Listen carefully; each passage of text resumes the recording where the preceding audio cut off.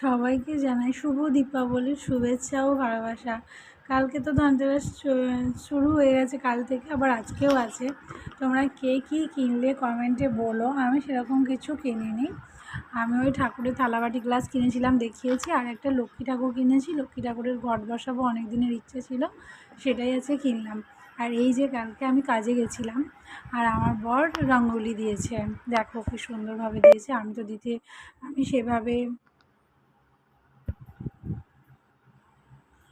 সেভাবে রঙ্গোলি বা আলপনা ওরকম অত ভালো দিতে পারি না। ও খুব সুন্দরভাবে আলপনাও যেমন দিতে পারে, রঙ্গোলিও দিতে পারে। তো দিয়ে চলে গেছিলো কাজে, আমি তারপরে বাড়ি গিয়ে তারপরে এই প্রদীপগুলো জ্বেলেছি। খুব সুন্দরভাবে দিয়েছে, আর এত সুন্দরভাবে দিয়েছে কি বলবো, মানে দারুণ দারুণ হয়েছে। তোমরাও বলো কমেন্টে কেমন হয়েছে। আমার তো খুব ভালোই লাগে, আমি যেহেতু দিতে পারি না, ও তো পারে। আর এই যে লক্ষ্মী ঠাকুরটা কিনেছি বললাম, ওই ঘট বট বসিয়ে দিয়েছে, দিয়ে পুজো করে।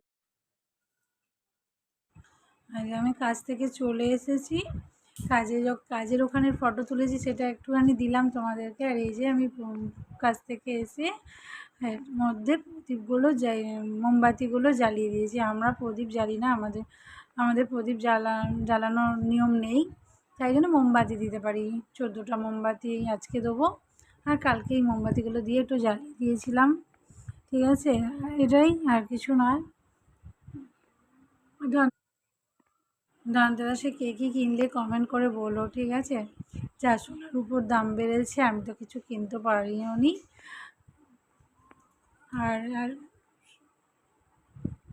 আর কি অফিসের একটা গিফট দিয়েছে, সেটাই তোমাদের দেখিয়ে দিলাম। টাটা। ভিডিও ভালো লাগলে লাইক কমেন্ট শেয়ার করে পাশে থেকো। Tata, bye bye.